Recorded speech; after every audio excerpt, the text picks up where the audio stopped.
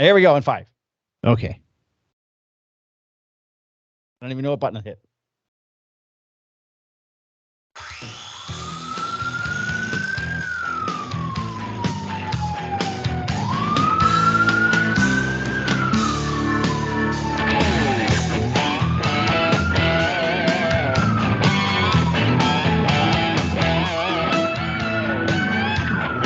That intro is brought to you by Blake Shelton. The more I drink. If you don't know what I'm talking about, listen to the pre-show. Because Blake is a personal friend of mine, and he wrote this song for us. No, he's well, not. he wrote the song about me. If we're The being more I honest. drink. Yes. Oh, cough button. I don't have that, and my board's too far away. Hey, it is season 3, episode 1 of season 3, which happens to be episode 55. Welcome to episode 55. I was told there would be no math. I'm Mike Marazzo. That's Brandon Silvera. What if I'm on the other side? You're not, because I checked the last time I did this, and that worked out perfectly. So somehow the gods lined us up perfectly even. So you said this is the Tim Lincecum. Yes, that's the episode for first. you. That's the first 55 that popped into my head. Now, or the Sean Estes episode. All right, I've got better 55s. I don't know. Sean Estes hit a grand slam in the Cragen Grand Slam inning and won somebody $10,000. Well, that's pretty cool for that person who won $10,000. I have no reason to know that, other than I was listening to the game. I remember when it happened because I was a fucking kid and going, "Holy shit! Someone just won 10 G's."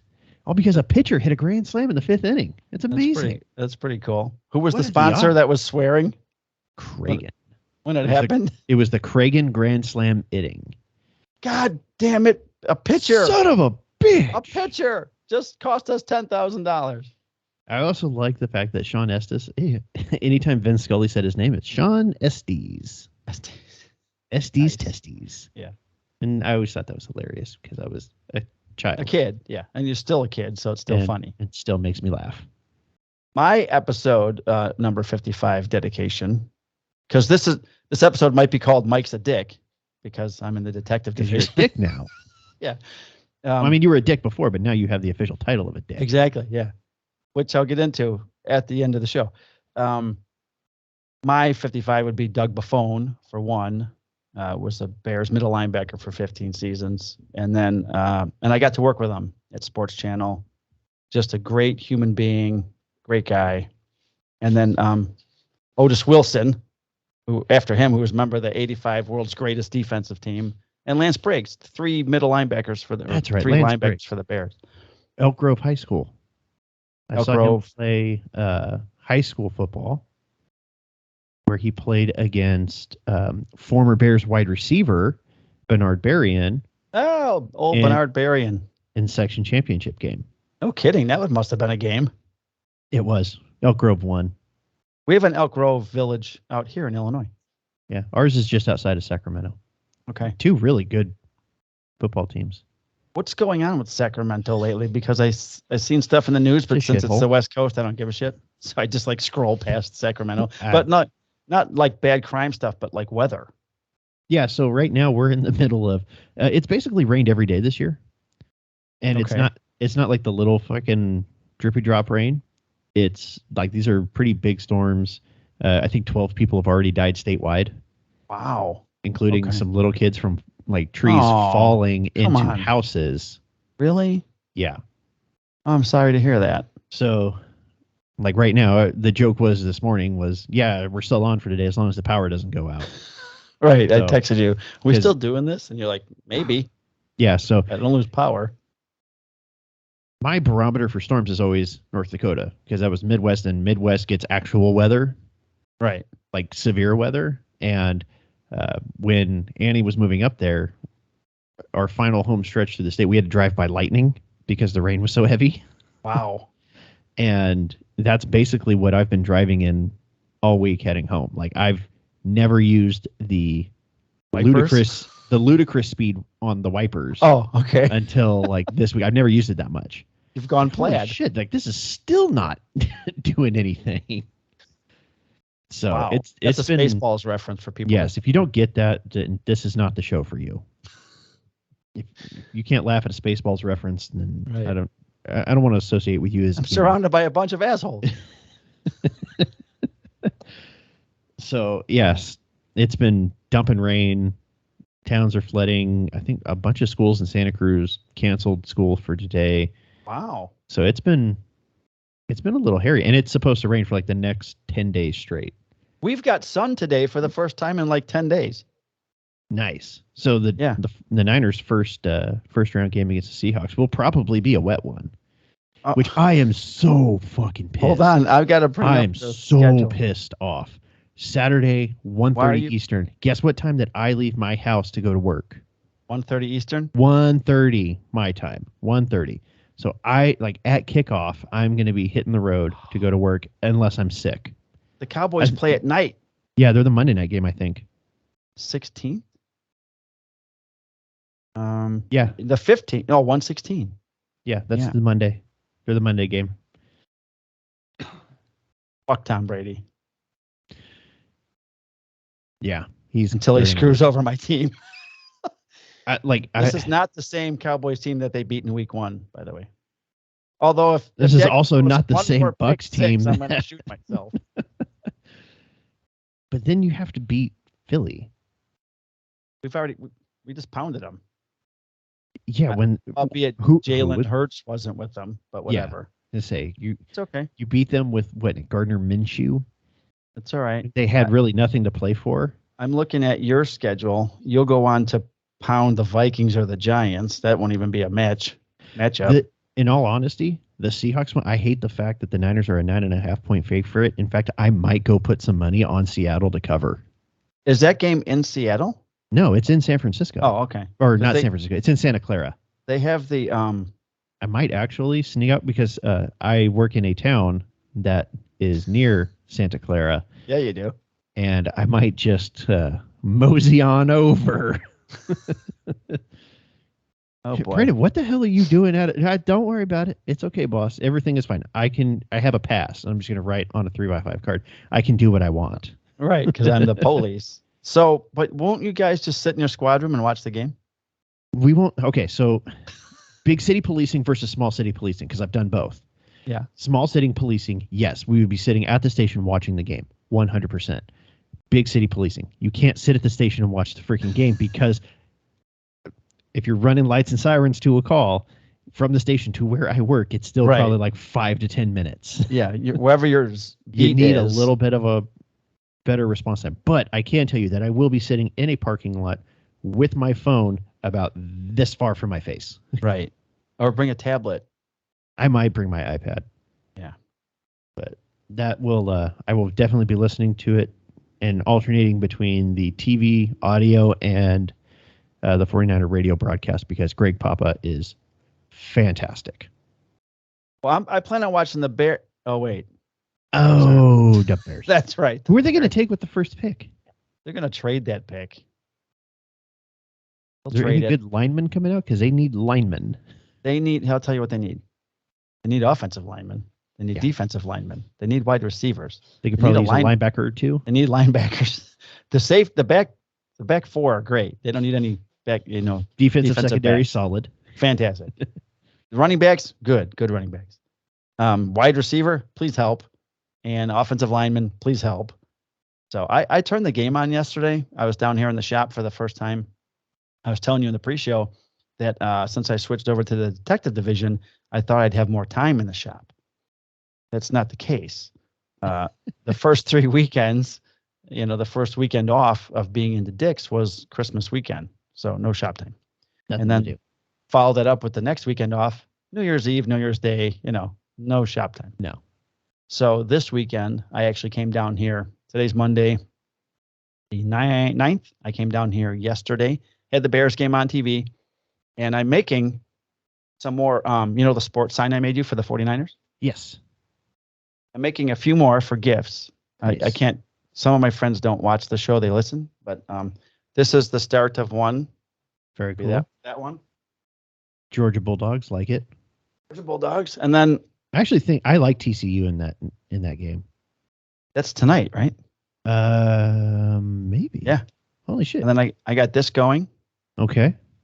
Now King I'm a little City, frustrated with this because so when I cut these out, now this is the backing for Kansas City, right? And then the letters lay over it like your 49er stuff. Yeah. I cut out the letters on the smaller MDF, and it's supposed to be smaller. It's the same fucking size.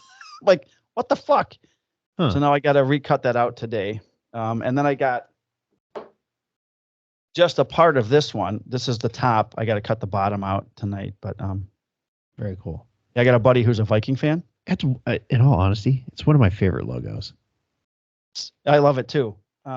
So like for the KC one, I love the white 49er one I did for you. I like the white, right? Yeah. I know they don't wear a white helmet, but it looks sharp. But they have a great white uniform that they wore in the mid 90s that they wear as a throwback uniform all the time. Yeah, it's great. One of the cleanest uniforms in the league. I like that. But I think what I'm going to do the purple background for the Vikings. I got purple LED lights.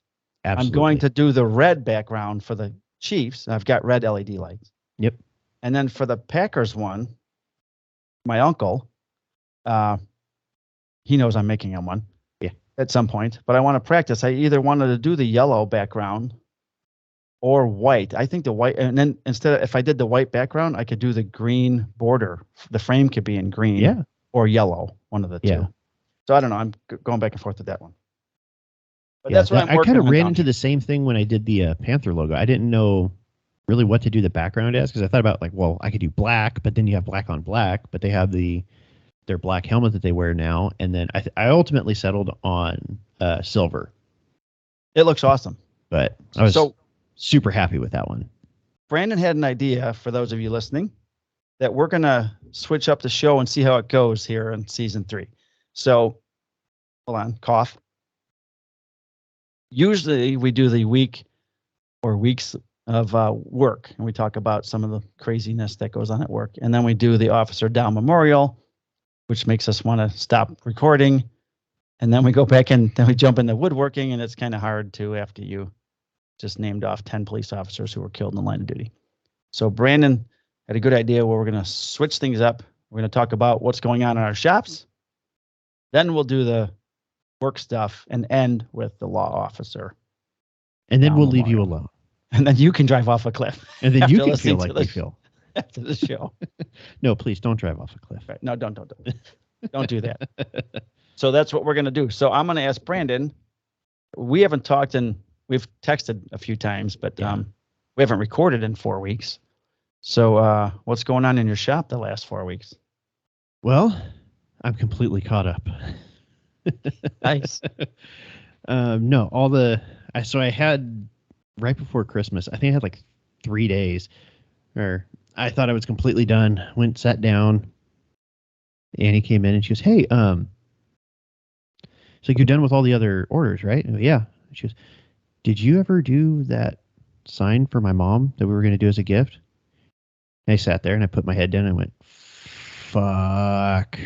How many days till Christmas? 3. I had 3 days to do it. It was 3.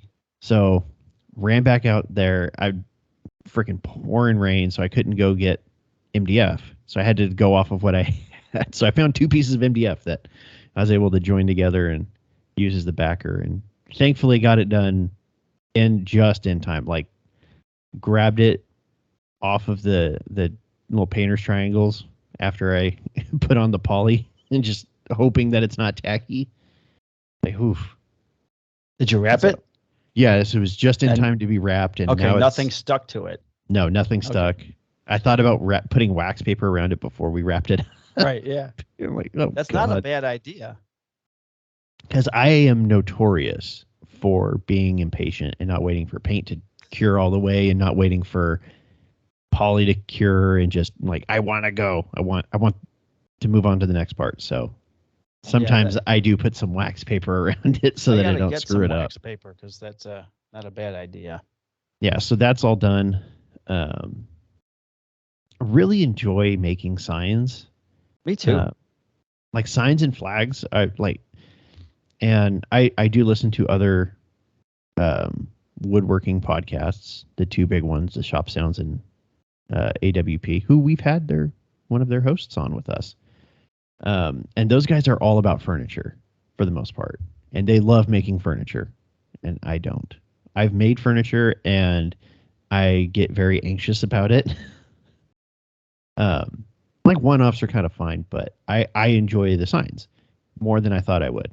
I really like doing sports logos, and it'd be really cool to be to be licensed. But I'm not rich, nor do I make a shit ton of money from doing this. And apparently, unless you are either rich or make a shit ton of money from doing this, NFL, MLB, NBA, none of those places will license you, which is stupid. So now we just make it and hope they don't see it. Yeah. Which is too bad. Like I am kind of thinking of, because I live near, the San Francisco Giants. I do know that at least with Major League Baseball, each individual team can license things out. So I'm contemplating what reaching out to them and asking would look like, as far as, hey, I'll give you a portion of all Giants sales or something like that, because it can't help. It can't hurt. Yeah, it can't. The worst they can say is no. And then you just keep making them anyways. Yeah, and then I just make them anyways. I go, all right, fine. Well, I tried to give you money. Now I'm just going to do it. Yeah. But at least you haven't gotten the cease and desist letter. Yeah, I've been. Well, I'm very apprehensive. Like, it took a lot for me to list the home plate signs on Etsy because I didn't want to get the cease and desist letter, like you got with Batman. So I'm actually kicking around the idea, because as much as I enjoy scroll sawing, I would like to be a little bit more efficient. So laser or CNC. Well, I was kicking around laser and CNC. To get the kind of laser that I want that will go through like 3/4 inch MDF, I got to drop like 10, 15 grand. Does the Thunder go through 3/4 inch? The 100-watt will. You could probably, like my little Ortor, I tried to see what I could do with 1/4 inch. Yeah. Can't get it through. Okay. Because it's so compressed. Now I could probably get through 1/4 inch plywood, or 1/4 inch solid wood, but I like the way that paint lays on MDF. Oh, it's fantastic. So have you been sealing the edge grain with glue? I use sanding sealer. Oil-based or water-based? Oil. Oh, oil-based. Okay. Even water-based ones, it works, because I did a couple of different tests on different stuff just to make sure. Yeah. But yeah, the water-based stuff works on MDF. But I'm afraid to put a water-based thing on MDF because I don't want it to expand. It won't. Oh, okay. So I'm kicking around the idea of, I think the next big purchase will be the either the Shapeoko or the Onefinity. I'm leaning towards Shapeoko because it's the most inclusive thing, whereas with Onefinity you have to buy the router separately. You have to do all this other stuff. Shapeoko, it's like, no, we'll send you the router. Right, you got to just pick it. Pick the type of router. We'll give you 3 years of the software, and you're good to go. And I don't like having to go and like, okay, well, I have to add this. I have to add that. There's all these hidden costs. I'd rather just go, you know what? Here's the whole thing. Here's the price. The free version of the software is the only stuff that I have. I don't buy the Carbide Create Pro. I think there's a thing. The regular. Now, I haven't used Carbide Create or the Carbide Create software in a couple of years because I bought the you got like Vectric VCarve Pro, but I tried to do Don when I left his house in Pennsylvania, I brought home these coasters he made, and I wanted to put the round bowl in it. You know what I mean? Where you just engraved the circle in it. And I tried to do it in Vectric, even though I was using the correct. I picked the right type of cut to do the bowl. It wouldn't. It was doing like it was bowling out at least in the diagram or the rendering. It would bowl out like a donut and leave the middle up. And I'm like, what the fuck? I need this whole thing empty. So no, I need it opposite. Right. So then I went, Andy Bird, who's a friend, and he does a lot of CNC stuff. He has a video on how to do it with Carbide Create. Okay. So I went into Carbide on their website, and I was like 4 versions of software behind. So I upgraded the drive, the carbide motion, which controls the machine, and I upgraded the free version of their Carbide Create software, and I was able to run it and do that with Carbide. So I still keep that software and use it apparently once a year or whatever for something, because I couldn't get the Vectric one to do it right. Yeah. So I just said, fuck it, and went over to the other one. So that software that they give you, they might give you the Pro for 3 years, but then you can use the regular Carbide Create for free. Yeah, so that's kind of where I'm leaning. So that's also the nice thing about now having a checking account, because USA doesn't do business accounts, and I also don't want to have to pay a fee for business accounts. So Full House has its own checking account, has its own debit card, so I can start saving and put stuff away. And when I reach around $2,600, then I can pull the lever on that. So still a ways away from being able to afford that bad boy, but making progress. Yeah, you'll get there. So I take it you're not going to Workbench Con. There's too much stuff going on around here. We have Mike's making a sad face. Yeah, Mike's doing pouty face. So you know what? I blame the listeners. Nobody bought enough merch. It was costing me money to list it on Etsy, so I took it down. Yeah. So it is what it is. I think next Workbench Con, I'm going to work just a couple of overtime jobs. There you go. Use that as that's a great idea. Money to go out there. I should do that as well. But we're planning on our team is usually every year at the end of the shift you do some sort of like team trip. Like last year, we went to Reno and had fun. And this year we're talking about going to Scottsdale. Oh, that's cool. During spring training? Because it'll align with spring training, be around March time. So there'll be March Madness going on, and 6 to 7 dudes,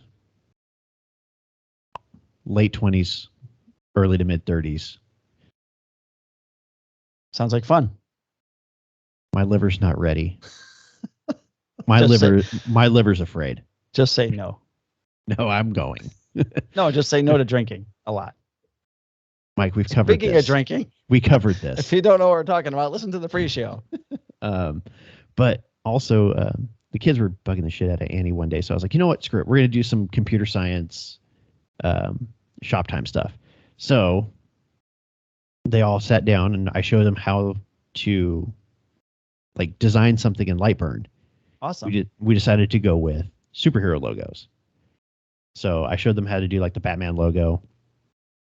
And they go, wow, that's cool. So then I had each one of them, my oldest two, pick one. My son did Superman, and then my daughter did Wonder Woman. I don't know if they intentionally kept it DC or just what. Tapping. Yeah. So we cut them out, and I showed them how to set up the machine, click the laser to cut everything out, and then how to prime it and paint it. And then last night we assembled them. Awesome, because I saw the pictures. You sent me. You sent me a picture of all the logos laid out. Yeah. I didn't see any finished product yet, though. Here, it'll be heading to you here in a second, because I took pictures. Sometimes I forget to post them. Like I haven't even put them on Instagram yet. So there's a picture coming with all three fully assembled. All right. Giddy up. But that was fun. Used up the last of my 3mm wood, so I had to order more. So you can't buy that at a big box store? I probably could, but I don't want to drive like the half hour one way to it's not on their way home from work? Well, also, I come home from work I get home around 2 a.m. Oh, right. Okay. They're usually closed. I guess I could stop off on the way in. Right. Yeah. Just leave a half an hour early. Then I got to leave early. Yeah. And then I'm going to send you a... Sorry, go ahead. And then I start thinking about getting into the shop, and then I don't want to go to work. And then I consider calling out sick. Nice. I'm going to send you a picture of my latest flag. And you probably saw it, or maybe you saw it on Instagrams. I don't know. It's a half White Sox, half Chicago flag. I did see that. That was pretty awesome. Thanks. A buddy of mine, my buddy Vince, was down in a bar in Southern Illinois, and they had a version of this flag. And he took the picture and it was on the wall. He sent it to me and said, "Can you make a flag like this?" And I'm like, "Do you want it to look nicer?" And he goes, "Yes, that's why I'm asking you."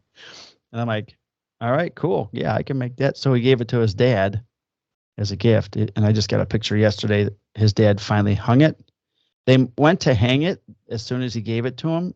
And I don't know how you put your hanger on the back, but I do a wire with 2 small D rings and then a wire, But I loop the wire and strangle it through one side, and then I just attach the other end through the D ring, and then I slide one of those little silver things over it, Yeah. And crimp it. Yep. Well, apparently, this is the first time out of 112 flags, the crimp broke, and I'm hoping the flag didn't fall on the ground. Yeah, that would suck. He sent me a picture. He was like, with the crimp undone. I'm like, oh man. So I brought him another one of those small slider pieces, and then he went over there Saturday and recrimped it himself, and then sent me a picture of it hanging up on the wall. So usually what I do is I have like the backer strips. So off of the 2 outside ones, yeah, I'll cut another small like 1x2 block. Okay. Glue that on there and put the sawtooth hanger on that. Oh, you put a sawtooth on it. Okay. Yeah. All right. I've done a few with French cleats and a few with D rings, and then I've thought about doing French cleats too. Mostly, I just use the wire. Yeah, I like the sawtooth part because those are inexpensive to go get and easy enough to put on. Because I just attach it to the block and then I can kind of finagle it however it needs to go. But I do like for some of the signs I've started doing the Hangman French cleats. Yeah, Hangman makes an awesome product. I've used them for the heavy flags. I used the Hangman. But what I'll try and do is mill down a piece of what started out as 3/4 inch. I'll mill it down thinner with a planer. Yeah. So then when you put the Hangman on it, it sits just even or with the back strap, so it doesn't bulge out or whatever. At least I try to do that. But then I put rubber feet on my flags too. I don't do that.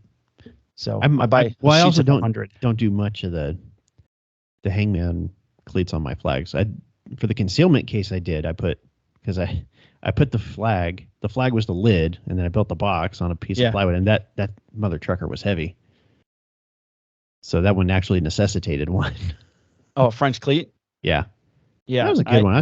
I'm still mad at EPS for wrecking it. Yeah. Oh my God. That was super cool. I've got some screenshots of where to get like the magnet reader and the arms. If I wanted to go open up, that's got those like gas struts. Yep. I don't know how else to. I had to get the heaviest duty ones because I got like, it's just a couple of 1x2s. It won't be that heavy. I got the weak ones, and it would unlock, but it wouldn't stay up. Okay. It would just like hang, so you would have to like open it up and hold it up, which kind of defeats the purpose of the frickin' strut. Right. So then I returned those and got the heavy duty ones, and then that's why I kind of want to put the sliders on. Yeah, you could do the drawer slides and just slides off to the left or slides down, whatever, or to the right. Yeah, whatever you decide. Crisscross. Ouch. Son of a bitch. That thud was Mike punching his microphone. The stand. All right. So what else did you get going on there last month? I did the Panthers logo. I did a handful of I forget all what I did. I did a bunch of coasters. A lot of laser work. And a shit ton of ornaments. So those are all good. All easy things that are primarily the main thing I do with them is paint and assemble. Otherwise, it's the laser that does a lot of stuff. Right. Well, a year later, I still haven't turned my laser on. So it's okay. I've been meaning to get my old laser set up next to the new laser so that I could simultaneously run them, but I don't know that that's going to happen. I might actually just list it for sale. Well, I'm wondering because you need light burn to run the laser, right? Correct. Is it once you send the G code, whatever they call it for lasers, then you can start the other one with the same light burn software, or that I don't know. But what I do know is with the LaserMaster 3, Ortor developed an app. So I can actually go into the app on my phone or iPad, get it set up to go, send a job that way, and then use Lightburn in the computer to do the other one. Okay. But like I said, I also don't have a ton of work that would necessitate 2 lasers. I just kind of wanted 2 lasers. Yeah. But what I'm thinking about doing is just listing the other one for sale. Well, then you can put that towards your CNC. Yeah. And then I got to figure out the space for the CNC, which we're going to probably, once these storms kind of move out, we're going to pull everything out of the garage and reorganize everything. Nice. Because it's getting a little crowded. Tell me about it. Like I might have to make my assembly table smaller. I'm tripping over my dust collector because it sits right in the middle of the fucking shop now that the Laguna huge ass jointers on the wall where the dust collector used to be. Well, like I love having my big assembly table because it's like 6 feet by 4 feet. That's mine. Like, 6 by 4. Yeah, like it's a big table. So I'm thinking about taking 2 feet off of that and making it basically 4 by 4, which would give me 2 extra feet of stuff. But also I use the underside of the table to store a lot of stuff. Right. So I'm sacrificing some storage there, but I have shelves on the wall that I could use that were built in that I don't really feel like demolishing and then rebuilding. So I don't know. We'll see what happens when we start pulling stuff out. Because I got to also share with the kids and have them have the ability to get their stuff out. But I'd like to have all their stuff in one dedicated spot. Like a shed? Yeah, that would be nice. Yeah. I want a shed too. I don't think I can have one though. I think the HOA would bitch about it. Really? Yeah. They probably just have a location for it. Yeah, I just think it can't be visible.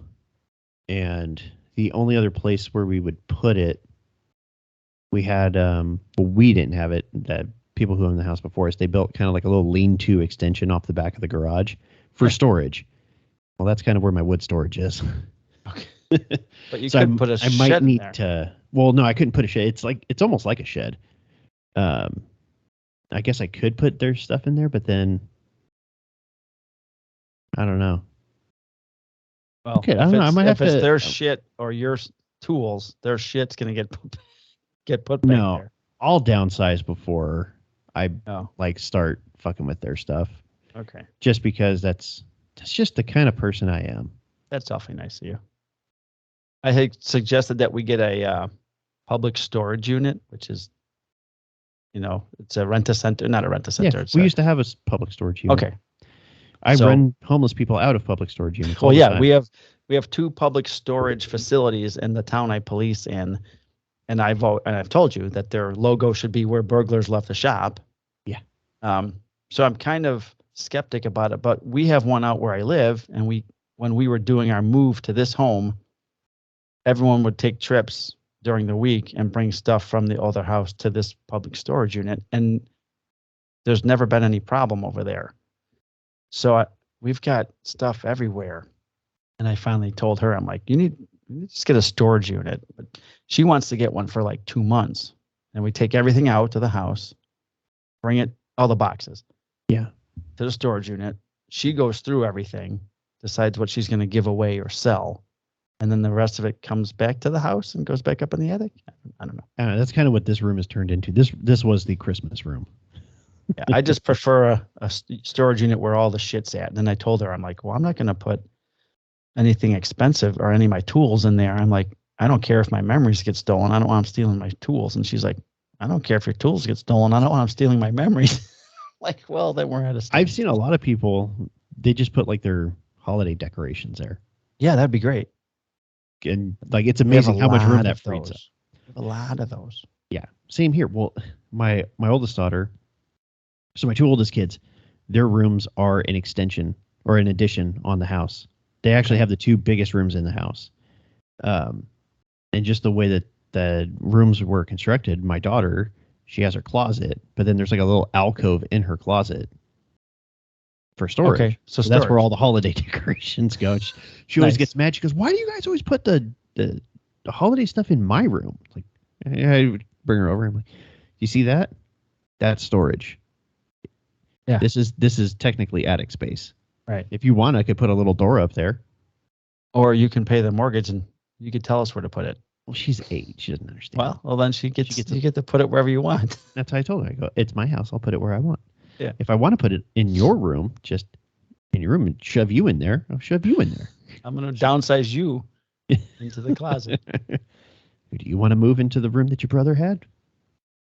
No one wants that room. No one wants this room. No. Did I tell you what we're going to do eventually with this particular room? That's your workout room and your office, right? Yeah, that's kind of where, as it is now, but what we're going to do with it, and this is like decades in the future, there's a wall to my left. Yeah. That it's a shared wall between this room and the master. That wall's coming down at some point. You're going to make that an ensuite? Yeah, we're going to make this thing huge. Nice. And then we'll take our 5-bedroom home and make it a 4-bedroom home. That's all right. I turned a 4-bedroom into a 3-bedroom and still sold it quite fast. So yeah. So we'll that's the plan. Good. The second floor is laid out weird here though, because there's like, I would love to just completely remodel the whole top floor, but I'm not rich. Yeah. So limited improvements. Do what you can. So what do you got going on? Well, I think right before Christmas, I had all of a sudden a rush of Christmas jobs. I didn't have any going into December, and then I had all these flag orders, and I think bottle openers from Etsy came in. One woman's like, her husband's a Marine. Somehow he saw one of my Marine bottle openers. Yeah. And he's like, the only thing he wanted for Christmas was my bottle opener with his insignia on it, which is, that's pretty cool. Yeah. So I sold 4 bottle openers, and I had to do 3 flags. And while I was doing all that, I had gift ideas that I didn't get to do. So that's why I'm doing them now. And I was showing you earlier in the pre-show about some of the stuff I'm working on with the NFL signs and team logo stuff. So I'm doing that now. I finished doing all the shelving for the family room remodel. Made the shelves, painted them yesterday. And not making the shelf is not just cutting a piece of wood into length and width. I put the face on it, a face frame on the shelving and stuff. So yesterday I polyurethane them. I was reading, is it beneficial to put polyurethane over paint? Now these are going to have books on them and sliding on and off of them, and I don't want to have to repaint the bookshelves in a year or two. Yeah.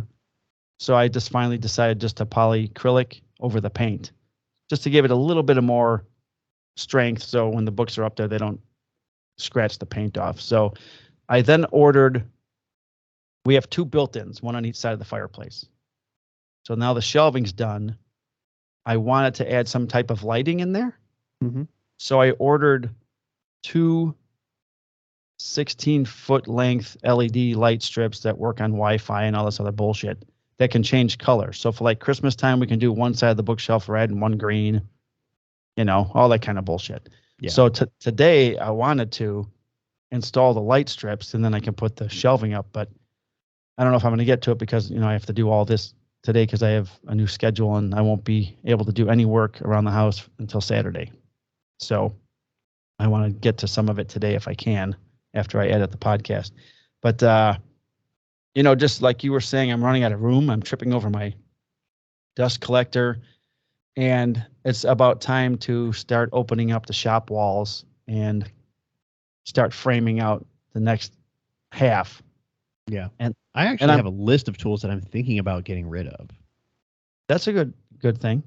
Because I have 3 tools that kind of all do the same job. So I have the scroll saw, I have the jigsaw, and I have a bandsaw. You should keep them all though. I don't resaw anything with the bandsaw. Of all 3, I use the bandsaw. Bandsaw less. Yeah.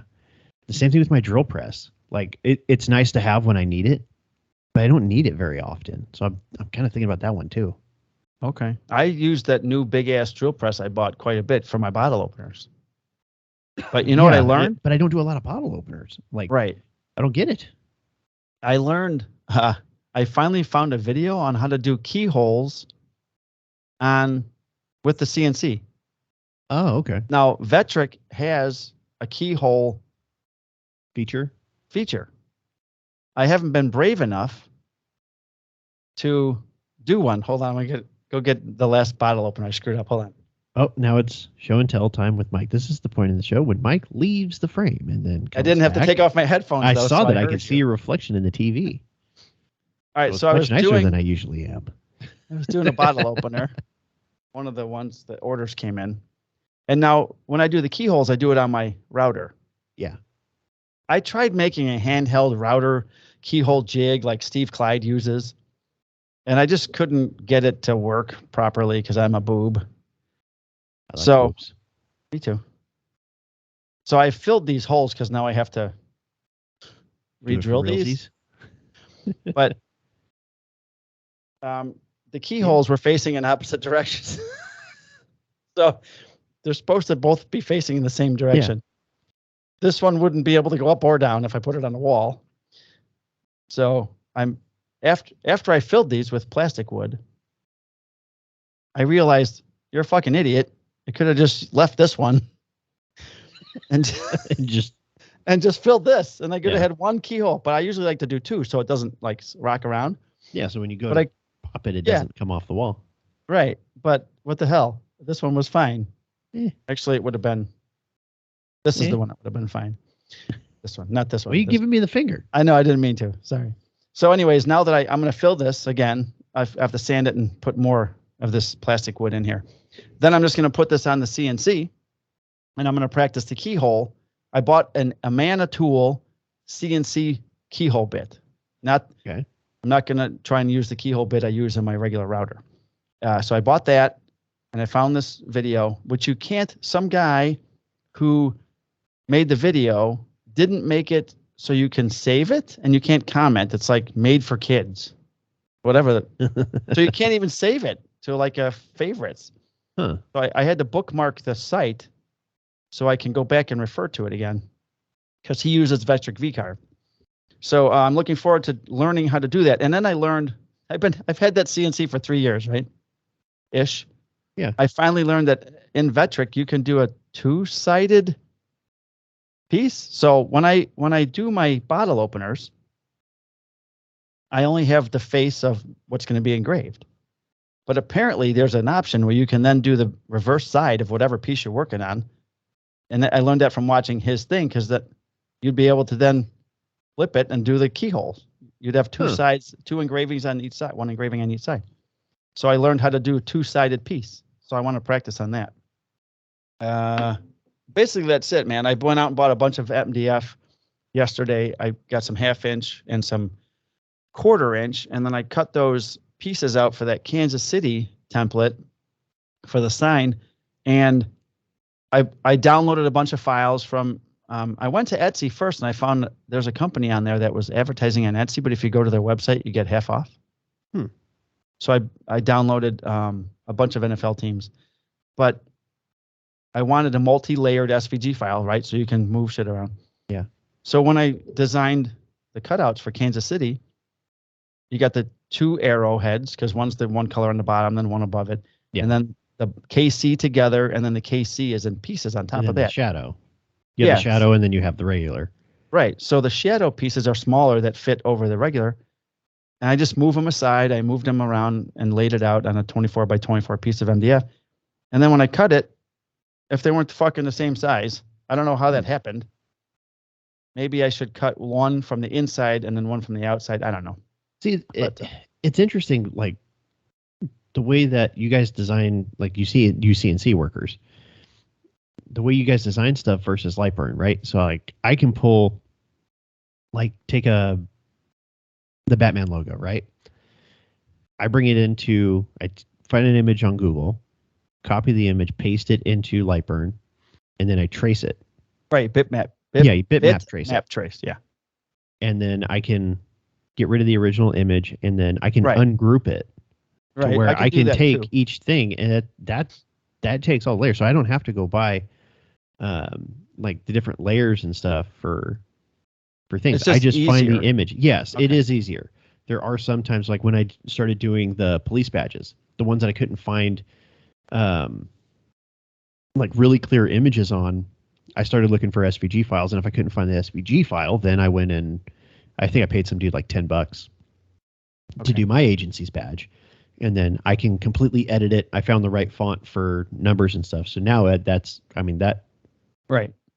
product has paid for the SVG. But what I've learned now is with Inkscape, I can pull images and I can do like a manual trace of it.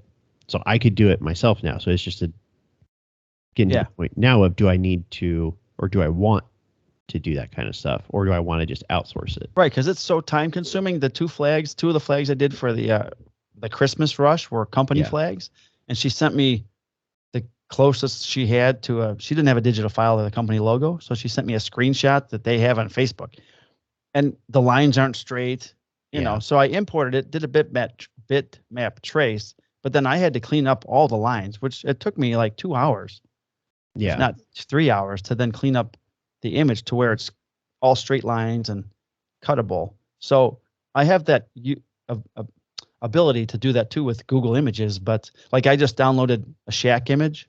I'm watching his HBO Max documentary, which is pretty cool. And I just want to make a Shaq sign that's LED lit up with his logo, black on a white background with the black frame with the logo. Yeah.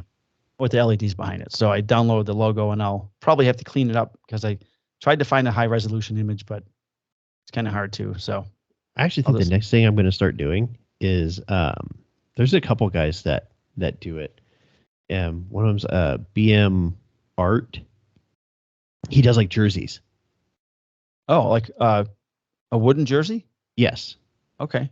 And that's pretty cool. It's kind of funny because he'll like sketch out a player or something, because he'll do like silhouetted pictures of athletes too. And for a while there, every single athlete that he did like immediately went down with an injury. So, and he's a Washington Commanders fan. So I told him, I go, 1, love your work. 2, please don't ever draw 49. Right. Please don't. Just like not till after the season. Yeah. Please, dear God. That's funny. That's all I got, for the woodworking portion.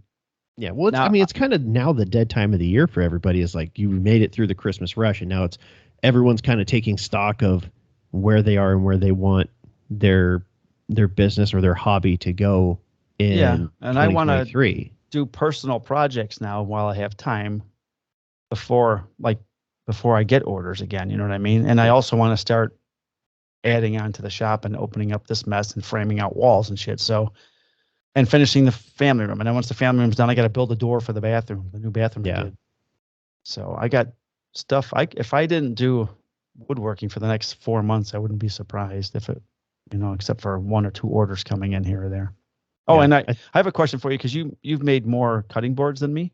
Mm-hmm. And I'm going to be making a lot too, because that's one of the things I want to do is I need to build up a stock, because I really want to do a craft fair. All right. So I have a friend who's a realtor. Okay. We used her when we bought this house. And I reached out to her the other day and asked her if she'd be interested in teaming up as a gift, giving cutting boards for gifts. Yeah. For her new home buyers. And she loved the idea. But she said, get me a price. Fucking no. I don't even know how big of a board. What's the standard 12 by 16. I don't even know what the standard cutting board size is, nor a price to start with for her. Not what I would normally charge Joe Blow. Yeah, well, you got to also think about it in terms of, I don't know if she's a good realtor or not. So I don't know what kind of volume she's moving. But do you watch this couple on YouTube, Jenny and Davis? I don't think so. Okay, so they have a small woodworking business where they're trying to get it to be a furniture business, They started out by doing cutting boards with realtors. Their cutting boards are like $120. But they also do a customized laser engraving on it. And they offer a bunch of features to it for the realtor, like put the realtor's info on the back side of it. Well, that I could do with my laser if someone if you would just set the damn thing up. If you set it up, I will walk you through it. I will jump on a Zoom call with you and we will get through it. It's leaning against the wall. Okay. Well, you get it all set up. You get Lightburn fired up and everything. I got the Lightburn on both computers. Okay. And then we'll set up a time. Even if we started our podcast earlier, that could be even our pre-shows. We'll just get on. There you go. Lasers with Brandon. All right. Sounds good. But it depends. Like, obviously, you're not going to do an in-grain cutting board for her because that is too time intensive and it's not going to be worth it for you. Right. It's not going to be worth it for her. So I think if you just went just a good old-fashioned edge grain cutting board and do it, it doesn't have to be super big, right? No, I could probably buy the kits from Forest to Home if I just wanted to keep it at. I'd like to do an inch though, but theirs is 3/4 inch. So buy sets of their 1x2s. And then all their stuff comes S4S. Right. So then all you're doing is gluing shit together. Yeah. And then scraping and planing. And then by the time you're done, it's probably like, I don't know, 29, 30 seconds. Yeah. Okay. Instead of an inch. And then then you can use your CNC to do a juice groove if you so choose, or your laser to do any kind of personalization that they want. Yeah. But that's another thing that I've thought about reaching out to local realtors to say, like, hey, maybe send them a cutting board and be like, yo, these would make great closing gifts. Right. So I think it's good. I think I would, if it were me, I would look into how much a bunch of the 1x2s from Forest to Home would run me. And then obviously decide on the final size that you want, and then kind of start figuring out what your cost is. And then if it's someone that, you don't mind if you don't make a killing. Right. Because you're getting I don't need to make a killing because it's going to put a product in someone's home who then may look at the website or Etsy page. Yeah. So I hear kids. Are they home? Yeah. So they are done with their call with the education specialist, and now it's anytime they have that, it is so hard to get them to refocus for the actual school day. I don't get it. It's not like they're not doing school stuff. Like, she's checking their progress, like talking to them about, hey, what'd you learn about? What'd you guys read? Oh yeah, cool. Why don't you try this or that or the other thing? Like, they're doing school shit, and then they get off of either the Zoom call today because of the weather, but usually they go meet in person. They get home, they're just like, it's Kevin from Home Alone. Like, all right, dude. Like, yeah, and it's always the girls. The girls just fucking just a million miles an hour. That sounds about right. So if you hear squealing in the background, I promise you nobody is dying yet. And then for the Little League coming up, like, since Annie's the treasurer, she has to reconcile all the books and get the taxes ready and all that stuff. So she's got to jump on with our previous treasurer, who is now the vice president. Yikes. To figure out all that stuff. So as soon as we're done here, that's what I get to do. Is I'm on dad duty. We were going to go watch Puss in Boots, but all right. Well, do you want to just not do law enforcement this week and just end it? No, let's do we can do it real quick because I only have a couple highlights. Okay. And okay. So you said earlier that you were running a lot. Well, yeah, I had to get the cardio in, man. I don't know if I shared the story or not where I got into the foot pursuit with the guy near the train tracks. I don't think so. Where he got tased like 2 or 3 times. He got hit with a 40 mil. Onto the tracks? No. Damn. Unfortunately. So you could follow all the different calls that he had generated. And this was not in the area that we usually work. We have that one day. Where you go and float. Every other week we float around, right? Well, basically my whole team got moved to this other area because they all decided to call in sick. Nice. So we finally find this guy over at the train station. Yellowstone reference for people. The train station. Not that train station. We didn't kill him. That's too bad. Although I thought about, I was considering, am I going to have to shoot this guy? Uh-oh. So we come walking up to get to the platform, and all of a sudden, like, we hear this guy banging on the wrought iron fence. Well, people shouldn't be over there because that's right next to where the train goes. Like, I think that's the guy.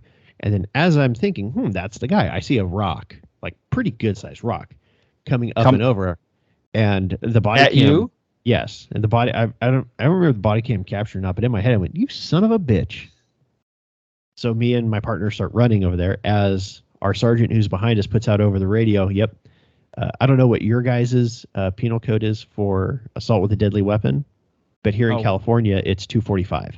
We wouldn't be yelling that shit. We'd just be saying the guy threw a fucking rock at me. Yeah. Well, we try to be a little bit more, I don't know, fucking official or fancy sounding. So the sergeant gets on the radio and goes, "Yep, 245 on an officer."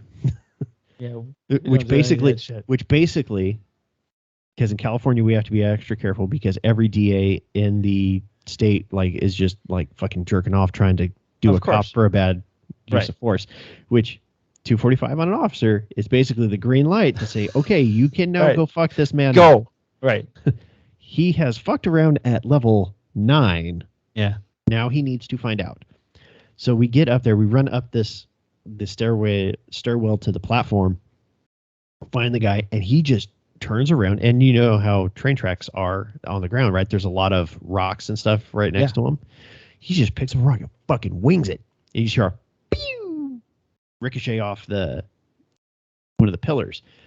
So my buddy's got his 40 millimeter foam baton round. Is it shotgun? Less lethal. It's just like a 40 millimeter tube. It looks like a grenade launcher. Yes. So it essentially is the same thing as a grenade launcher. Okay. You just change out, instead of launching a grenade at the guy, it's a foam projectile. I want to launch grenades. Yeah, but it's the exact same thing as the M203 grenade launcher that the military has. Okay. Same size round, everything. So you just hear the thump. I love that sound. You just hear, fuck. It hit him? Yeah. Nice. But this dude is so freaking messed out. He just keeps going. So then he just keeps running. So then we start running, and then I start putting out, I forget what my call sign was, foot pursuit southbound along the train tracks. He's been 40'd. Nice. So then he cuts across, and then thump, that one missed. Keep running. And then finally my buddy's like, he's having trouble reloading. So he goes, screw it, taser. Pap. And you hear one of the probes hit like a hand railing. And he just goes, oh, man. And so I grab my taser, and he's at a good distance. And we have the new ones that have 2 cartridges in them, one for closer range and then one with a shallower angle. Okay. Distance. Well, the way you change between them is you either fire the one, right, or you said to get to the other, and you flick the wrist. Flip it. Yeah. Yeah. So you can see in my camera, I pull it out, and he's too far, so you just see me doing this. Oh, nice. It couldn't get finally, it's finally, goddamn piece of shit. Yeah. Fuck it, I'm gonna fuck this. But he's got these fucking wooden stakes in his hand. He's fucking hitting shit left and right. Like so what? It's just hitting every sign that's anything that's there. So we're kind of between him and the rest of the normal humans. Okay. So I had to have my thought. Okay, taser's not working. I go, okay, if he makes a beeline for it, I'm gonna fucking shoot this guy because he's not stopping. Yeah. And he's these stakes are capable of killing people. Of course. And he's outside of his mind. So in my head, I'm already going through the articulation of all right, this is gonna be a fucking righteous use of force. Finally, he falls down. I think because his heart was about to explode. But he grabs the cover of a trash can. It's holding it like a shield. Like Captain America. Yeah. Yeah. They're like, dude, what's your name? We're trying to do the whole de-escalation thing. Right. And dude, hey man, what's your name? He goes, God. Oh boy. Oh fuck. All right, so there's not going to be any reasoning with you. Eventually, he catches his breath, gets up, and starts sprinting again, and I Brian Urlachered him. You tackle them. Yeah. You didn't take my advice of just pushing people down from behind, not tackling them. No, the hit was beautiful though. Is it on camera? Great open field tackle. My camera may have fallen off. Oh, the magnetic mounts aren't great. No, in all honesty, the old timer that doesn't wear his vest, yes, saved his life because he was coming in from our left. This guy started running between us. I was already grabbing my gun, like, fuck, dude, he's going for the main terminal. Yeah. Like, no, we're done. And as I'm starting to come out, I see this old guy just fucking like, fuck, well, I can't shoot him. Fucking kill that guy. Right. I was like, all right, I guess we're doing it the hard way. All right. And then a week later, my buddy and I we went to the academy together. We've been on a team together every single year except for last year. We were investigating a domestic violence restraining order call. And we verify, yep, it did it. This chick is legitimately scared of the guy. And we'll drive around and see if we can find him. This is like 2 hours old, but he's a homeless guy that hangs around in the area. So yeah, drive around. We're driving around like, okay, Mike, let me tell you the area. You tell me where you would check. Okay. All right. This is it. It occurred at a laundromat. Okay. Is there a liquor store right next door? There is. There is also a 7-Eleven a couple blocks away and a park a couple blocks away. Order that you would check things. Like where are you going first? Okay, liquor store first. Liquor store. Okay, he's not there. 7-Eleven. Yep. Yeah, 7-Eleven. And then and then what was the other one? There's a park. There's a park. Yeah. Okay. If he's not in the liquor store or the 7-Eleven, he's in the park. Exactly. So we're driving around. And I wasn't at least expecting to find him because of how old the call was. So we drive by the liquor store, nothing there. Go to the 7-Eleven, nothing there. And we're going through the park or going around the park. I'm like, all right, cool.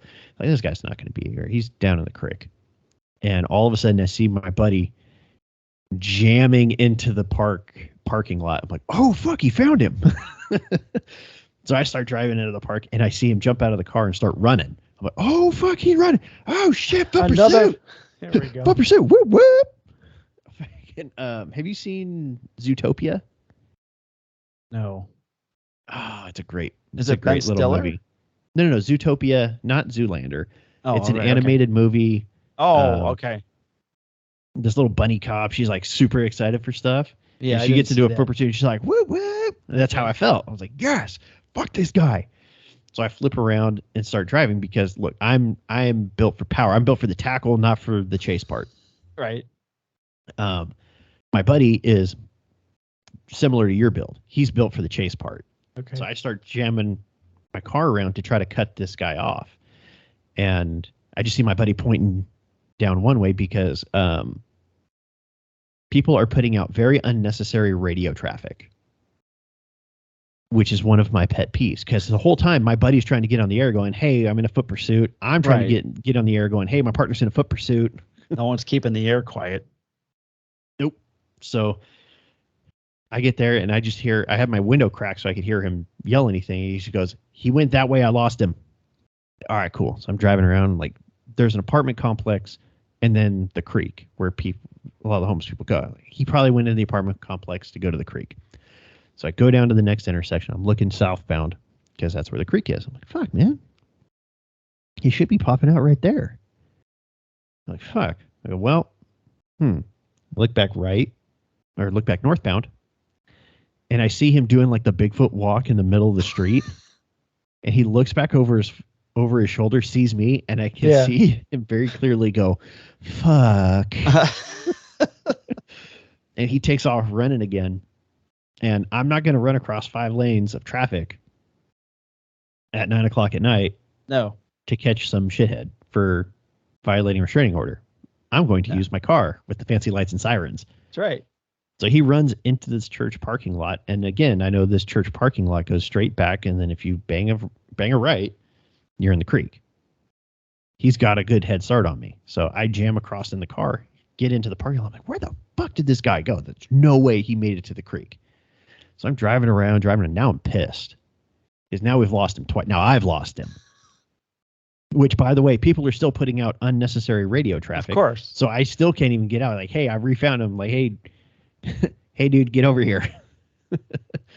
So I'm driving. I'm like, motherfucker.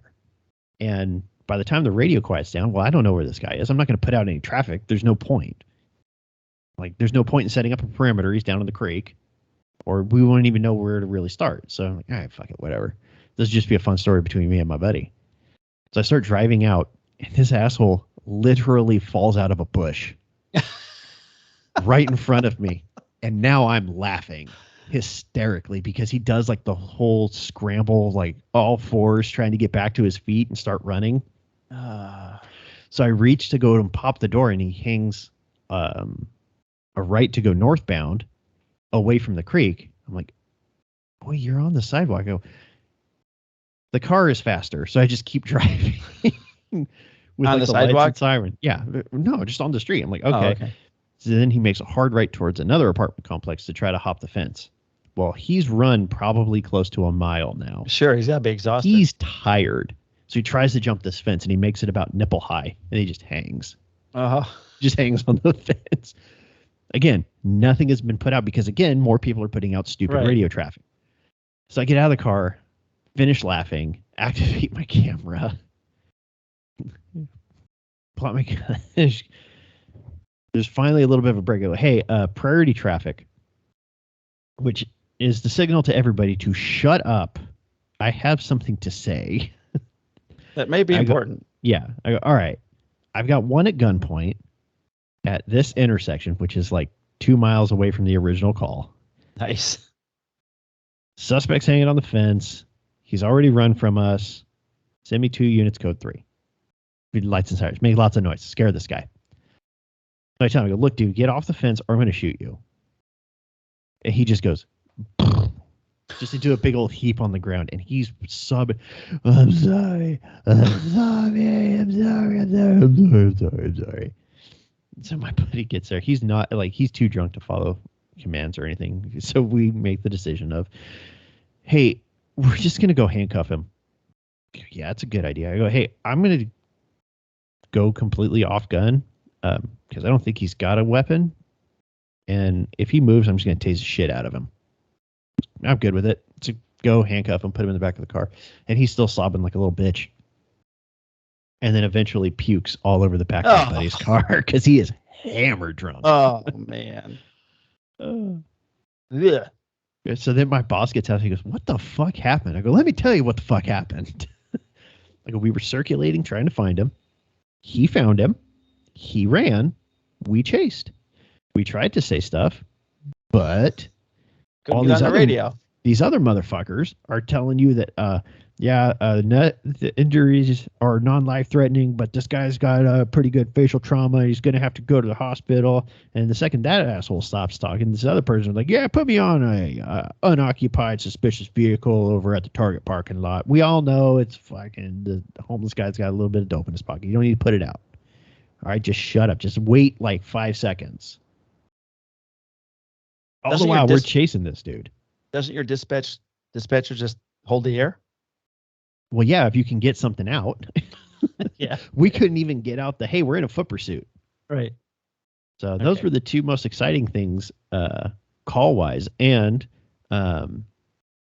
career-wise for me, because remember I told you about the asshole that barricaded with the using his 9-month-old as a human shield. Yeah. Well, apparently I did good in talking to people and turning his family members from assholes to friends. Well, the night detective that came out there is our union president. Our lieutenant that was out there is a former homicide detective. My boss was out there, who's also a former homicide detective. And apparently they were talking to a captain about it. And apparently I'm being put in to be a part of our tactical negotiator unit. Oh, giddy up. So it'll be a collateral duty, so I'll still have to be on patrol. But good for you. Might get to do some fun stuff and talk to crazy people. Nice. Good. So, yay, more work. Got a lot of years to go. Keep building that resume. Yeah. And then the next thing is going to be, I think the next unit that puts out an opening, I'm going to test for, regardless of what it is. Good. Except for financial crimes. I'm not doing that. I'm not doing that shit. You'd be like Will Ferrell. Nope. No. Carry a wooden gun and everything. Yep. I don't want to deal with elder abuse and just financial shit. That sounds awful. Like just miserable. Well, anything super fun and exciting happen for you, Mike? I have. I've been assigned to detectives temporarily, which is great. It's the one thing I've always wanted to do in my career. And is it just like Law and Order? I don't get to say the pun at the end of the opening scene while standing over a dead body yet. Oh, man. I know, I'm working on it. Speaking of dead bodies, well, first of all, my first day in the unit was with my buddy Frank, and he's the one I'm filling in for. So we had the weekend before, I had to work Friday night and Saturday night before going in on Monday to the detective division and flipping my schedule.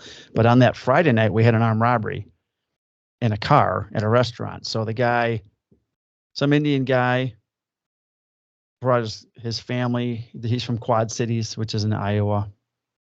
He brought his family to this Indian restaurant and let him out of the car, out of the van. And he was waiting in the parking lot for a parking space to open up. So he's sitting in this van on his phone when some fucking piece of shit comes, parks a block away, walks down the alley, goes across the street. He's watching the parking lot because we got surveillance video. And then he just walks up to this guy's car, opens the door because the door's unlocked, sitting in his car, door unlocked, puts a gun to his head, gets his wallet and his phone, bashes him in the head with the gun, takes off. I worked that night. So we were looking for the offender. We didn't know which way he went. We couldn't get a good description. And so Monday morning, I get assigned to the case. Because guess who catches the case? It's my case. I haven't even been in the detectives division yet. It's the first thing on my desk. But the first thing on my desk was actually a note from my friend Terry, who was the chief secretary. And now she splits time between the fire department and the police department. But she left me a very nice handwritten note, welcome home to day shift. Yeah. It was very nice and made me smile. So we had to do a lot of canvassing on Monday with Frank and I, just knocking on doors, looking for Ring cameras, all that kind of stuff, trying to find surveillance video of other businesses that may have led to, we didn't even know what kind of car this guy's driving. So we did that. And I still have that case open because it's fucking hard, man. It's a lot of fun being in detectives, getting to do the back end of the investigation, because normally as a patrolman, we get all the facts. And I don't know about your department, but so far we've only been able to go so far as a patrol officer. We can't leave town unless it's one town over.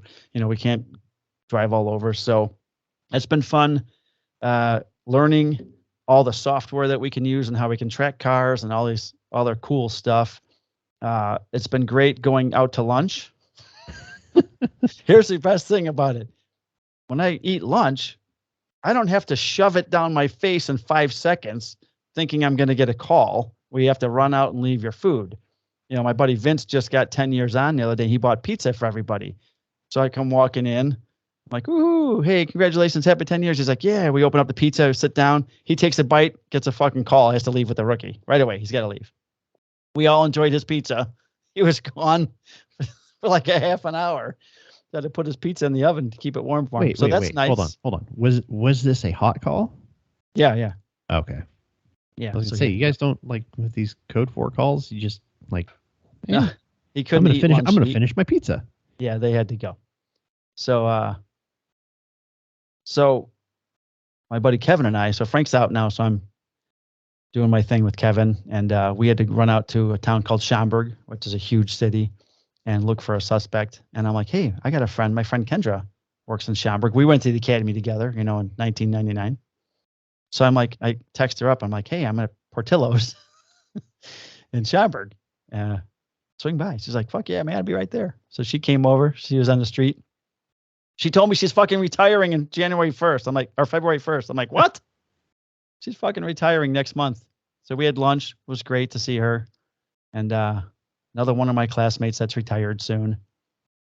And so that's been fun. But one last thing, Kevin and I went to go look for the Marshals. U.S. Marshals called us.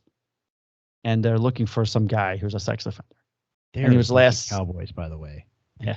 Last seen at one of our kind of people. Our hotel, one of our shitty hotels. So Kevin and I go there, and we're standing in the lobby waiting to check in with the girl to see if this guy's got a room registered there. And there's an old woman who's obviously at the wrong hotel. She's checking in. I wanted to tell her, please don't stay here. But I have my radio on my vest, and we hear a call for the rookie and the FTO to go to this motel, because this is how it came out on the radio. Housekeeping went to room 242 and found a dead body, and they don't want to do CPR. And the lady that's in the lobby just looks at Kevin and I. I'm like, you shouldn't stay here. So Kevin goes, yeah, 58 myself. We'll go take a look. We're here. So send EMS, whatever. So we walk up to the room, and there's two housekeepers outside, and it's 1:00 in the afternoon, I think. And the guy housekeeper says, we came here at 11. We seen him in the window. He was laying on the bed. He was supposed to check out at 11. We told him to leave. He said, okay. He hadn't left. We just came back. He's not in the bed. We knocked. We can see in the room. We can't see him. So we went in. He's in the bathroom. He's dead. He died in the shitter? He dead on the shitter. Oh. So Kevin goes, he puts his hands in his pocket, so make sure he doesn't touch anything in the room. Oh, okay. But he's going to go check. Put his hands in the dead guy's pockets. No. What the fuck? I found a wallet. Nothing in it. No cash whatsoever. So I'm not going. I stepped into the room, but then Kevin goes around and looks into the bathroom, and he goes, oh, yeah. Yep, he's dead. And he goes, he's taking a shit, right? Guy was taking a shit, fell forward. Shitter's full. Shitter's full. It was full. He goes, man, he looks young to be dead. There's a big bottle of vodka on the ground. So Kevin comes out. We're going to preserve the crime scene until the FTO gets there with the trainee and then the EMS and stuff. So EMS shows up. The lieutenant shows up. The sergeant shows up. And we go, dead guy. I go, sergeant shows up. I go, dead guy in the bathroom. EMS comes. I go, they're like, where's he at? Oh, he's in the bathroom. Kevin and I are still standing outside. Everyone goes in. Like the EMS goes in. The sergeant goes in. We're standing outside. All of a sudden, I hear the EMS yell. Guy wakes up. He wasn't dead. He's just passed out? He was passed out. Fell off the toilet. That's awesome. Fucking EMS guy comes outside. He said, holy fuck. Kevin yells, it's a miracle. The guy you saved is alive. He came back to life. Sergeant comes out and goes to me, the fuck? You told me he was dead. I go, he told me he was dead. That fucking housekeeping guy told me he was dead. There's just this chain of like, he told me he was dead. They told me he was dead. Passing it on to you. Kevin went and looked at him. He looks dead. And he said, Kevin goes, he's dead. Kevin goes, I don't want to touch anything and ruin the crime scene. So this is all going on. EMT comes out and I said to him, did he scare the shit out of you? He goes, fuck yeah, he scared the shit out of me. He like touched them together. Oh, came back up. And I look over the railing and across the parking lot. The rookie's coming with the FTO. And the FTO looks at me and I'm doing the whole not dead, like slash the throat thing. He's not dead. And I do the whole walking thing because he's like walking around and the rookie's like looking at me. What's going on? So they came up. The rookie's just happy to fucking be there. Yeah. She's like, what's going on? Hoping she'd get her first dead body. And so the two females are out of the academy. Yeah, they're on a day shift FTO now. So good for them. Yeah. How are they doing? So they're doing pretty good. They have one FTO on day shift and one on each shift. So like one person's not riding with an FTO every day. So they're trying to manage that situation. But I had a talk with them, and I should be going back when they go to nights. I go back to nights as well. So it'll be good to get them with a couple. At least each one will be riding with an FTO. But nice. The fire lieutenant comes out. We're standing outside that motel room, and he's like, the fuck, Marazzo? Make a horrible detective. Go back to the streets. Couldn't even tell the guy was dead. I'm like, I didn't fucking see him. I'm still learning. Yeah. And then we had one last, when I was in patrol right beforehand, before we left to go to detectives, we had to call some African-American guy riding the elevators up and down at the hotel, one of our hotels. So we swing over there. It's me and the 2 rookies.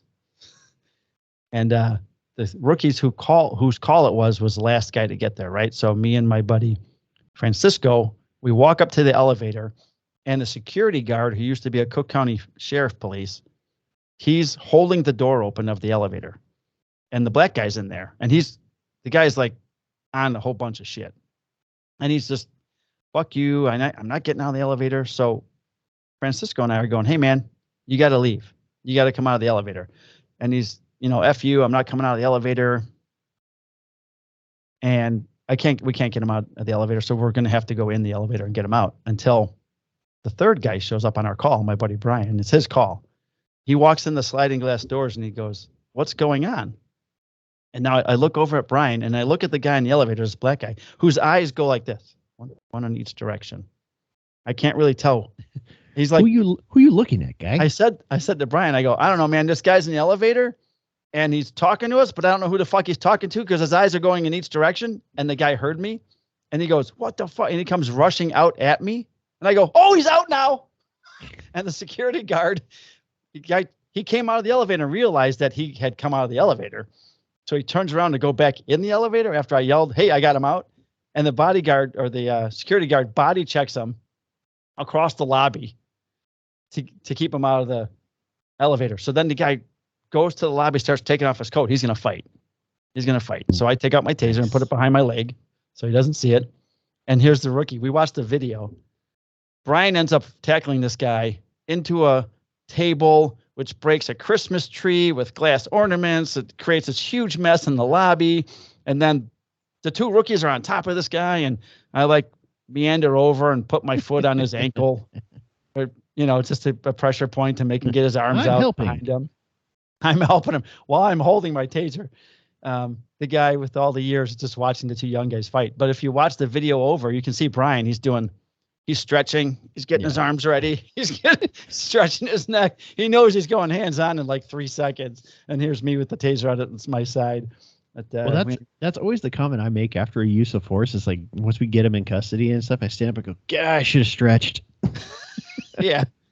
So it's been fun, man. I'm enjoying my time in detectives. I like being up during the day. I've started working out again every day. Matter of fact, when we're done here, I'm going to work out. So it, like you had told me, when I texted you, you're like, how's it going? I'm like, oh my God. I'm like working out and I'm awake. And you're like, yeah, body's, it's amazing what a normal sleep schedule will do for you.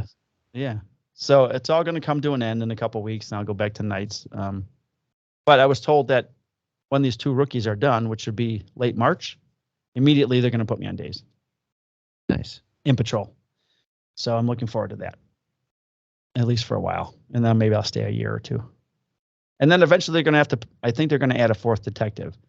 So I think in our department, you have to put in for it. You write a letter of why, whatever. So I'll put in for it and we'll see what happens. If I get that position, Brandon, I would stay like 5 or 6 more years because it's just going to add more to my pension. Yeah.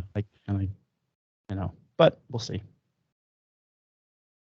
All right. So with all that craziness, it has been a month since we recorded, and we have a number of police officers who have passed away in the line of duty deaths. So I'm just going to read the names and the departments and the date and cause. I won't go into the rest of it because there's just too much. If you guys would like to see these officers, you can go to odmp.org,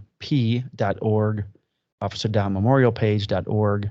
You can go to Honor Roll, and there is one already for 2023. So I'll have to go to that page after I name off the 2022 end of year officers. So start this.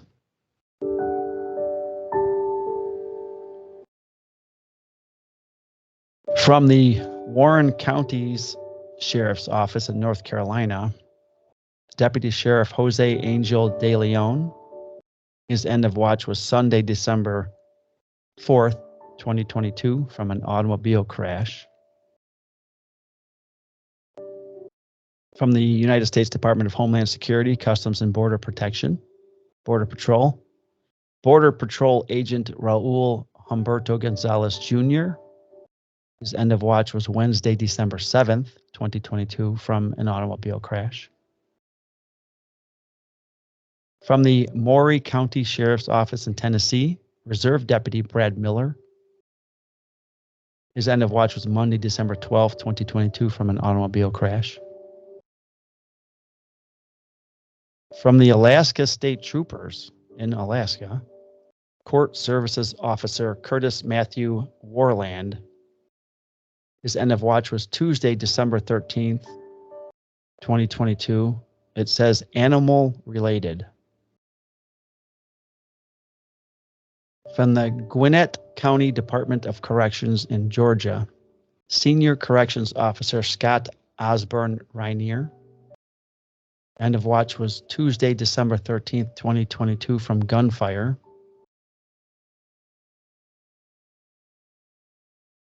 From the Bay St. Louis Police Department in Mississippi, 2 officers. First one being Police Officer Brandon Paul Estorff. End of watch Wednesday, December 14th, 2022, from gunfire. And his partner, Sergeant Stephen Robin, gunfire.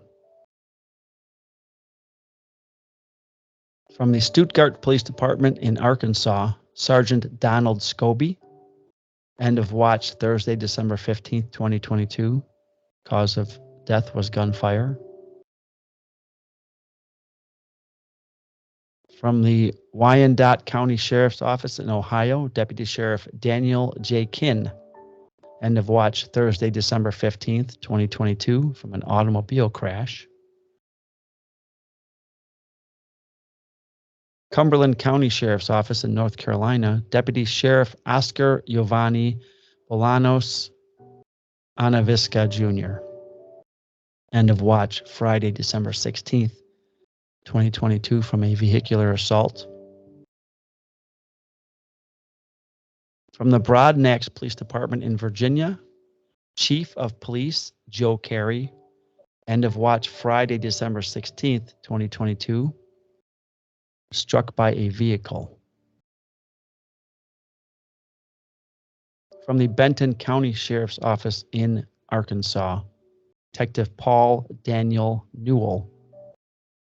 End of watch was Saturday, December 17th, 2022, from a motorcycle crash. From the Garrett County Sheriff's Office in Maryland, Deputy Sheriff Corey D. McElroy. End of watch Wednesday, December 21st, 2022, from an automobile crash. From the Okaloosa County Sheriff's Office in Florida, Corporal Ray Charles Hamilton. End of watch Saturday, December 24th, 2022, from gunfire. From the Deputy Sheriff's from the Riverside County Sheriff's Department in California, Deputy Sheriff Isaiah Cordero. End of watch was Thursday, December 29th, 2022, from gunfire. And I'm going to go to the 2023, and then Brandon can do the dogs.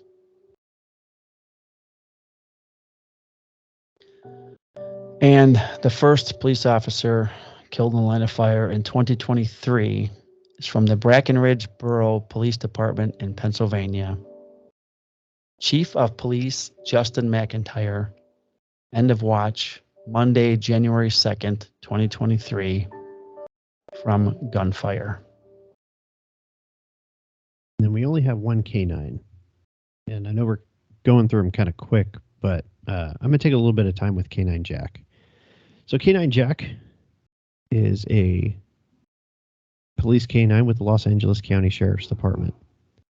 Jack was shot and killed while attempting an apprehension of a barricaded suspect on December 22nd, 2022. K9 Jack had served with the LA County Sheriff's Department for 4 years, and previously to that served as a military working dog assigned to the Naval Special Warfare Development Group. What that means is that K9 Jack is also a United States Navy SEAL. And if you're in Special Warfare.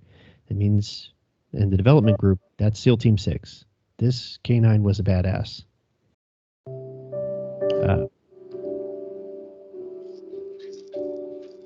And that's the only dog we have to close out 2022. So far, no dogs in 2023.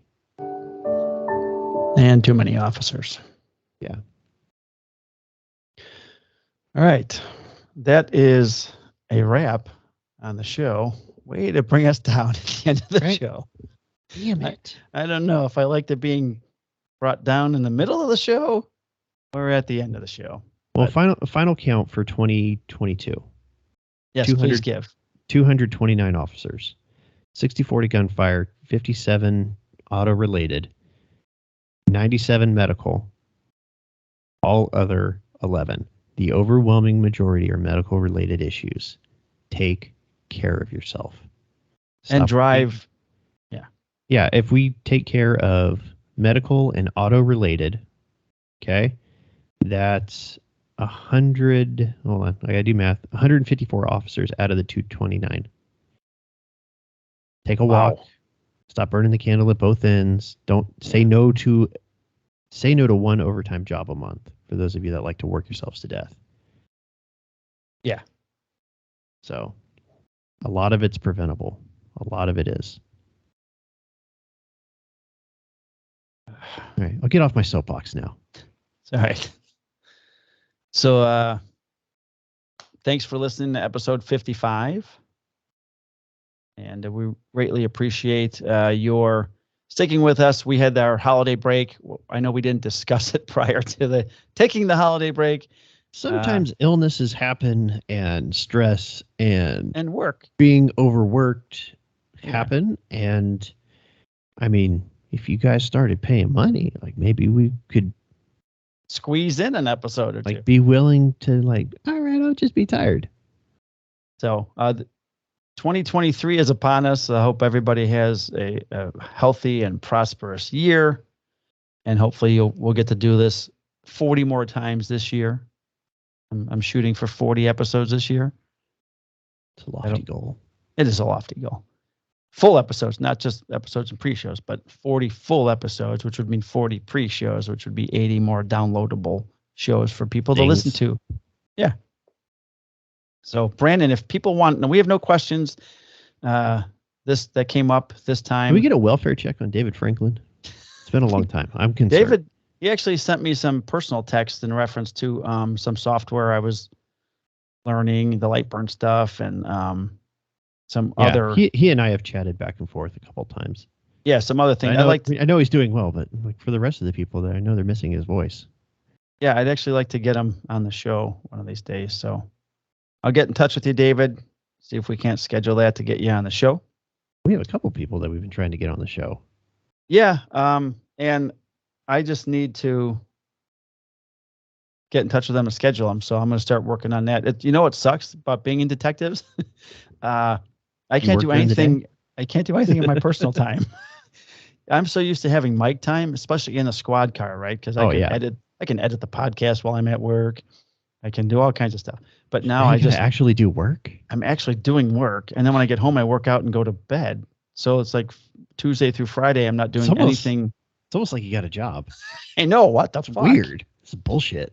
Yeah, I kind of miss the squad car and the freedom, which will be taken away by one of those rookies when I get to midnights. But yeah, I'm enjoying my freedom being rookie free for a while. Yeah. Well, this will be the last 2 we have for a while, I think. So that'll be fun. And I'll be forced to work overtime because I'll be the low man on the day shift. So, but I'll be back in the squad and be able to do editing stuff. So yeah. That'll be fun. All right. That's it for me. You got if people want to send questions, Brandon, how would they do that? Well, you can record a voice memo and email that voice memo to handcuffs&sawdustpodcast@gmail.com. You can also type in and send the question to the same email address, or you can send it in a DM to Mike at Marazzo Woodworking. You can send it to me at Full House Woodworking. And I guess you could send it to the show's Instagram page, but yes, you can. God knows if only anybody will see it. I'll see. Well, yeah, I don't know. Maybe I have to get over there and check shit. Yeah. Just send it to either Mike or I. Or you can leave a comment on YouTube like Troy does. You could do that. Yeah. You could even review it on iTunes. Right. Please do that. Like and subscribe. Peace out.